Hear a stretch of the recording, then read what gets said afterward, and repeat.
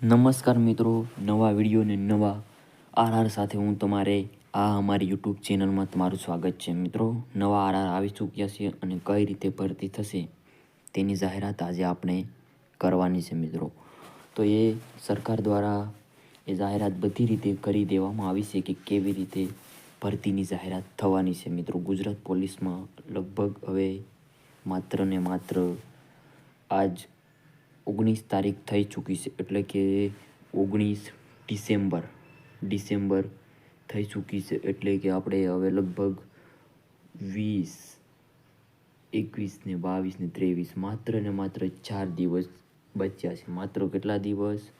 4 દિવસ રહ્યા છે. તો મિત્રો, તમારે ફોર્મ ભરવું કે ના ભરવું એની તકેદારી તમે વહેલે તે તકે તે ફોર્મ ભરી દેજો, કારણ કે છેલ્લા દિવસોમાં ને છેલ્લા કલાકોમાં સાઇટ એ હાલતી નથી. એના માટે હું તમને આજે થોડું કહેવા માંગુ છું. તો મિત્રો, ગુજરાત પોલીસ દ્વારા જે પણ ભરતી થશે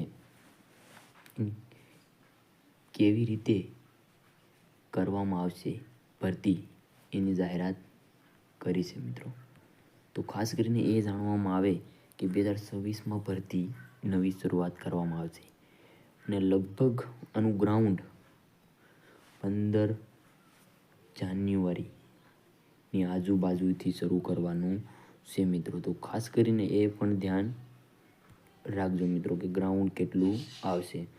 તો એ હું તમને કહેવા માંગુ છું કે આનું તમારે પૂરું શોર્ટ લિસ્ટ અમારા વિડીયો સાથે તમે આ લિંકમાં જોઈ શકશો. મિત્રો, કારણ કે આ બધી જ આ તમારી PDF મેં પણ અમારા ચેનલમાં નાખેલ છે. જીકે ગુજરાત રનને સબસ્ક્રાઈબ કરવાનું ના ભૂલતા. નવા હોય તો સબસ્ક્રાઈબ કરી નાખજો.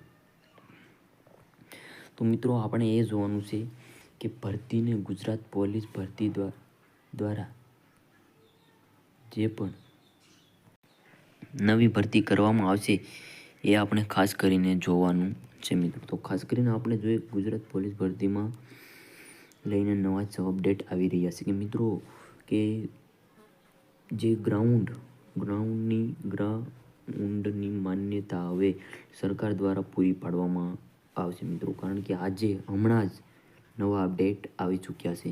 આપણે જોઈ રહ્યા છીએ. હું તમને ટૂંક સમયમાં મિત્રો દેખાડવાનો છે કે કેટલું આવવાનું છે. એ હું તમને આજે પૂરું માહિતી આપવાનું છે. મિત્રો, તો ખાસ કરીને અમારા વિડીયોમાં તમે જોતા રહેજો, એટલે કેટલી તમને માહિતી મળે એના થકી હું તમને થોડું ઘણું કહીશ કે મિત્રો.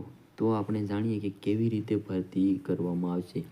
તો એ આપણે જાણવાનું છે કે 2026ની શરૂઆત લગભગ દોડની થઈ જવાની છે. લગભગ દોડના માર્ક એ રહેવાના નથી, કારણ કે સરકાર દ્વારા કોઈ આરઆર આપવામાં આવેલ જે રીતે 2025ની ભરતી ગઈ ને એ જ રીતે 2026માં કરવામાં આવશે. કારણ કે આ નવી રીતે ભરતીની શરૂઆત થાય અને કોઈ પણ ફેરફાર કરવામાં આવેલ નથી. જો ફેરફાર થશે તો આરઆર નવા આવી શકશે. મિત્રો, ખાસ કરીને એ જાણવામાં આવે છે. તો મિત્રો, નવા હોય તો સબસ્ક્રાઈબ અને બેલ આઇકન કરવાનું ના ભૂલતા.